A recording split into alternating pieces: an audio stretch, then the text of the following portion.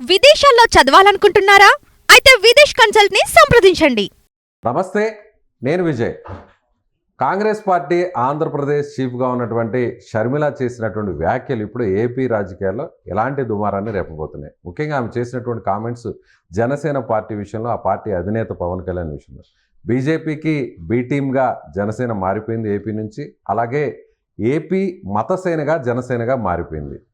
దీని గురించి డిస్కషన్ చేద్దాం. ఆమె చేసినటువంటి వ్యాఖ్యలు, గతంలో కూడా బీజేపీ సపోర్ట్తో ఇక్కడ పాలన చేశారు అంటూ తన సోదరుడు జగన్మోహన్ రెడ్డి మీద విమర్శలు చేసినటువంటి షర్మిల ఇప్పుడు తాజాగా పవన్ కళ్యాణ్పై చేసినటువంటి కామెంట్స్ని ఎలా చూడాలి? మనతో పాటున్నారు పొలిటికల్ అనలిస్ట్ చంద్ర శ్రీనివాస్ గారు. నమస్తే సార్. నమస్కారం అండి. సో షర్మిల గారు మొన్నటి వరకు కూడా అంతకుముందు వారి అన్న అధికారంలో ఉన్నప్పుడు జగన్మోహన్ రెడ్డిని టార్గెట్ చేశారు. ఇప్పుడు తాజాగా పవన్ కళ్యాణ్ గారిని ఏంటి అంటే బీజేపీ నడిపిస్తోంది పవన్ కళ్యాణ్ని, జనసేన కాస్త మతసేనక బీజేపీ మతసేనగా మారిపోయింది అని ఆమె చేసినటువంటి వ్యాఖ్యలను ఎలా చూడాలంటారు? ఏంటంటే ఆంధ్రప్రదేశ్ మతసేనగా మారింది, ఆంధ్ర మతసేనగా జనసేన మారింది అని చెప్పి ఆరోపించారు. జగనన్న వదిలిన బాణం, జగనన్న కోసం గతంలో, ఇప్పుడు కాదు. అదే గతంలో జగనన్నకే వ్యతిరేకంగా ఉన్న నేను అదే చెప్పబోతున్నాను సార్ విజయ్ గారు. జగనన్న వదిలిన బాణం సంవత్సరం పాటు ఆయన కోసం పాదయాత్ర చేసి ఆయన పదవి చేయకుండా, సొంత చెల్లెలని కూడా చూడకుండా పక్కన పెట్టే తలికి ఆయన బాణం ఆయన వైపే దూసుకెళ్తుంది. మొన్నటిదాకా బీజేపీ విషకౌగిలించి నువ్వు బయటకు రా, మతతత్వంతో నిండి ఉన్నావు, 5 సంవత్సరాల రాష్ట్రానికి మీరేం చేయలేదని చెప్పారు. ఇక అయిపోయింది. ఇప్పుడు వంతు పవన్ కళ్యాణ్ గారిని విపరీతంగా అప్పుడు పొగిడారు, ఇప్పుడు పవన్ కళ్యాణ్ గారిని విమర్శిస్తున్నారు. ఇప్పుడు అదే సమయంలో మతం గురించి చెప్పేటప్పుడు మీరు ఎక్కడున్నారనేది ఆలోచించుకోవాలా. మీ అన్నగారు ఏం చేశారు? డిక్లరేషన్ సంతకం పెట్టారా? సాక్షాత్తు పవన్ కళ్యాణ్ గారు వెళ్ళి వాళ్ళ పిల్లలిద్దరి చేత డిక్లరేషన్ మీద సంతకం పెట్టి తిరుమల దర్శనం మీరు ఆ రోజు వెళ్తానుకున్న జగన్మోహన్ రెడ్డి గారు ఎందుకు వెళ్ళలేకపోయారు? మీరు అదే సమయంలో మీరు ఇన్ని మాటలు చెప్పేవాళ్ళు. మీరు తర్వాత బ్రదర్ అనిల్ గారు ఏంటి, ఎక్కడి నుంచి వచ్చాడు? ఆయన మతం స్వీకరించాడు కదా, మత బోధకుడిగా ఉన్నాడు కదా, మరి దాన్ని ఏమనాలి? అంటే హిందువులు అంటే అంత చిన్న చూప అనేది ఒకసారి ఆత్మపరిశీలన చేసుకోవాలి. ప్రతి ఒక్కరికి ఇది ఏంటంటే కొద్ది ప్యాషన్ అయిపోయింది. ఇప్పుడు మతతత్వ పార్టీ అని బీజేపీ ముద్ర వేస్తే ఇప్పుడు 2 సీట్లు ఉన్న ఎంపీ సీట్లు ఉన్నది ఇప్పుడు ఎన్ని సీట్లు ఎగబడుతుంది? మూడోసారి అధికారం వచ్చింది. మరి ఏమన్నా ఆపగలిగారా? ఆ సేతు హిమాచలం మొత్తం కూడా కాశ్మీర్ నుంచి కన్యాకుమారి దాకా 20 రాష్ట్రాల అధికారంలో ఉందంటే ఎవరైనా ఆపగలుగుతున్నారా? ఒక వెస్ట్ బెంగాల్, ఒక కేరళ, ఒక తమిళనాడు, కర్ణాటక, తెలంగాణ, ఆంధ్రప్రదేశ్ ఆల్రెడీ కూటమి వచ్చేసింది. తెలంగాణ తప్పితే ఇక మొత్తం ఆల్మోస్ట్ నీకు దేశం మొత్తం విస్తరించింది కదా. ఎట్లా విస్తరిస్తుంది?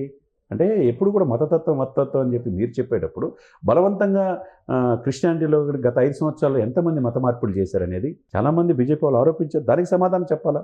అదే సమయంలో మీ అన్నగారు ఉన్నప్పుడు అనేక మంది 165 దేవాలయాల మీద దాడులు జరిగినప్పుడు, అంతర్వేదిలో రథం దగ్ధం చేసినప్పుడు మరి మీరెందుకు మెలకుండా ఉండిపోయారు? మీరు సమాధానం చెప్పాలి కదా. మతం అనేది ఇక్కడ ఏం కూడి పెట్టదు. ఇక్కడ కాకపోతే సనాతన సంప్రదాయాన్ని గౌరవించుకోవాలనే ఉద్దేశంతో ఆయన ఆ లైన్ తీసుకున్నాడు. ఆ లైన్ మిమ్మల్ని అడిగి తీసుకోవాల్సిన అవసరం ఏం లేదు. ఇప్పుడు 100% స్ట్రైక్ రేట్తో పవన్ కళ్యాణ్ వచ్చాడంటే షర్మిల గారి సలహాలో లేకపోతే ఇంకొకరి సలహాలు తీసుకుని ఆయన రాలా. ఆయనకై ఆయన దేశం అంటే భక్తి ఉంది, దేశం జాతీయ భావజాలం ఉంది, హిందూ సనాతన సంప్రదాయం అంటే గౌరవం ఉంది, మోదీ గారు అంటే అపారమైన గౌరవం ఉంది. కాబట్టి వచ్చారు. ఎవరితో వెళ్ళాలి ఏందనేది ఆయన నిర్ణయం తీసుకుంటాడు. మరి మీరు ఎందుకు ఎంపీగా పోటీ చేస్తే గెలవలేపారు?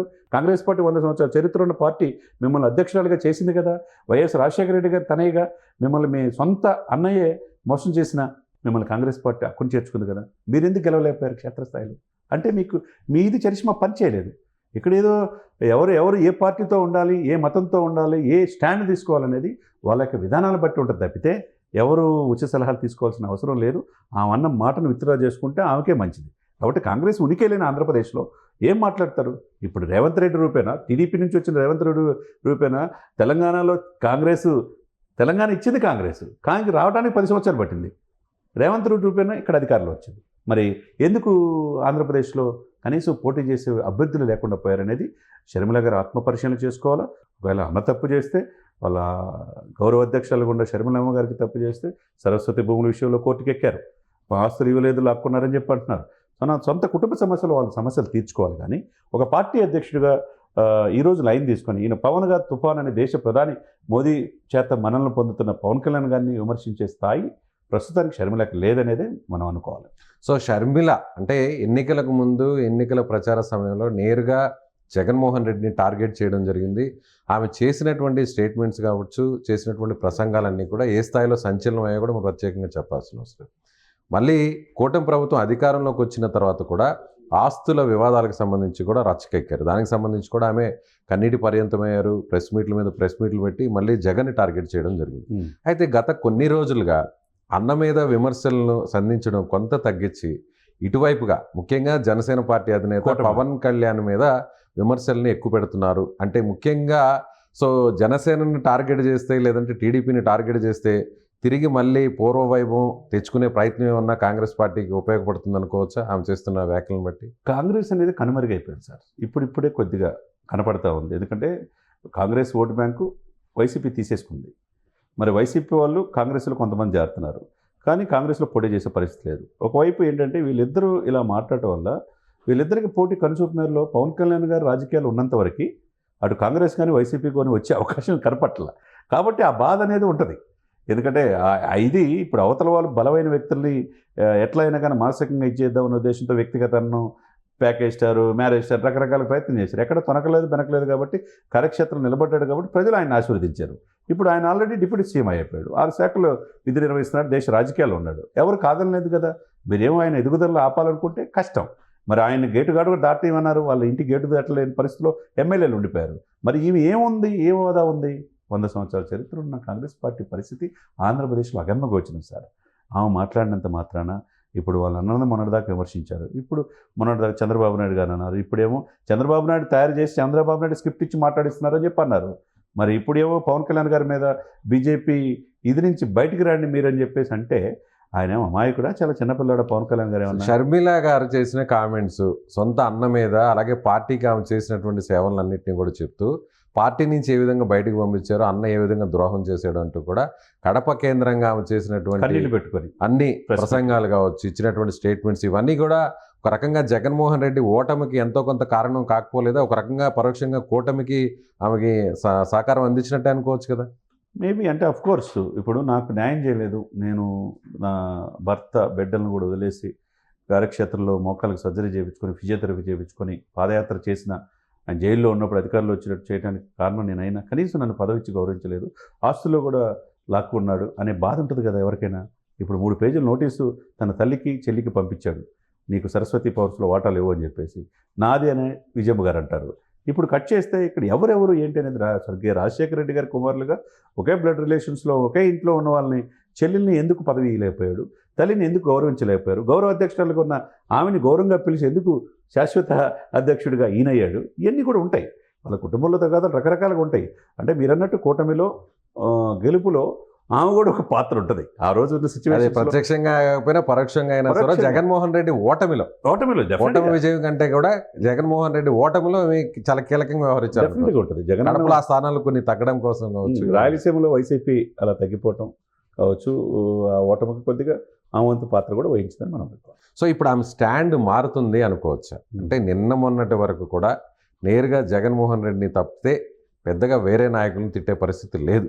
కానీ కొన్ని రోజుల నుంచి చూస్తే ఆమె స్టాండ్ కొంత మారుతుంది.